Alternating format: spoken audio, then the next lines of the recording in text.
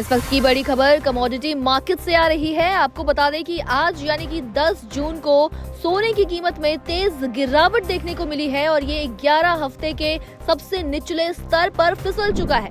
बिल्कुल सही सुना है आपने, गोल्ड अपने 11 हफ्ते के सबसे निचले स्तर पर फिसल गया है। अमेरिका और ईरान के बीच बढ़ते तनाव से डॉलर और कच्चे तेल की कीमत में बढ़ोतरी दर्ज हुई है। इससे महंगाई और ब्याज दरों को लेकर चिंताएं बढ़ी। बाजार में ये उम्मीद भी मजबूत हुई कि ब्याज दरें लंबे समय तक ऊंचे स्तर पर रह सकती है। इन सभी की वजह से सोने पर दबाव बना और सोना 11 हफ्ते के निचले स्तर पर फिसल गया।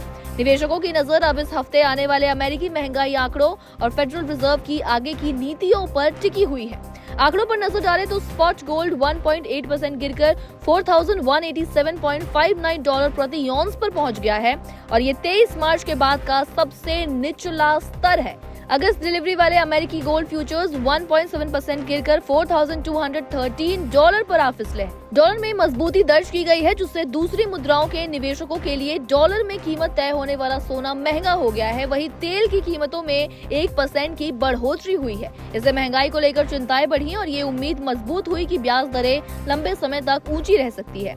आपको बता दें कि टेस्टी लाइफ के ग्लोबल मैक्रो प्रमुख इलियास स्पिवाक ने कहा है कि फेडरल रिजर्व की नीति को लेकर बदलती उम्मीदें, बॉन्ड यील्ड में बढ़ोतरी और डॉलर की मजबूती सोने पर लगातार एक दबाव बना रही है। उन्होंने आगे ये भी कहा कि यही प्रमुख कारण है जो सोने की कीमतों को प्रभावित कर रहे हैं। इलियास स्पिवाक ने कहा कि अगर सोना 4100 डॉलर के स्तर से नीचे की ओर जाता है तो सोने की दिशा में बहुत बड़ा बदलाव आ सकता है। उन्होंने आगे ये भी कहा कि ऐसी स्थिति में साल के अंत तक 3500 डॉलर का स्तर अगला महत्वपूर्ण स्तर हो सकता है सोने के लिए। कल यानी कि मंगलवार को अमेरिका ने ईरान के खिलाफ सैन्य हमले किए।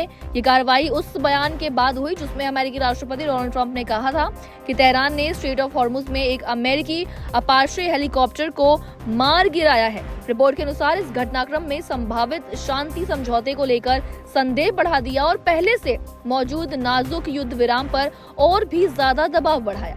सीएमई फेड वॉच टूल के अनुसार ट्रेडर्स अब दिसंबर तक फेडरल रिजर्व द्वारा ब्याज दर बढ़ाए जाने की संभावना 70% से भी ज्यादा मान रहे हैं। रिपोर्ट में कहा गया है कि सोने को महंगाई के खिलाफ सुरक्षा माना जाता है, लेकिन ऊंची ब्याज दरें बिना ब्याज देने वाली इस धातुओं पर दबाव डालती है। बाजार इस हफ्ते अमेरिका के महत्वपूर्ण महंगाई आंकड़ों का इंतजार कर रहा है। इसमें मई का कंज्यूमर प्राइस इंडेक्स डेटा और गुरुवार को आने वाला प्रोड्यूसर प्राइस इंडेक्स शामिल है। इन आंकड़ों से फेडरल रिजर्व की मौद्रिक नीति के रुख का संकेत मिलने की पूरी उम्मीद है। तो कुल मिलाकर अब देखना होगा कि सोने की कीमतों को कैसे सहारा मिलता है और कीमतें कब तक स्थिर हो पाती है। फिलहाल इस खबर में इतना ही। खबर पर आप क्या सोचते हैं, आपकी क्या राय है, हमें कमेंट्स में लिखकर जरूर बताइए।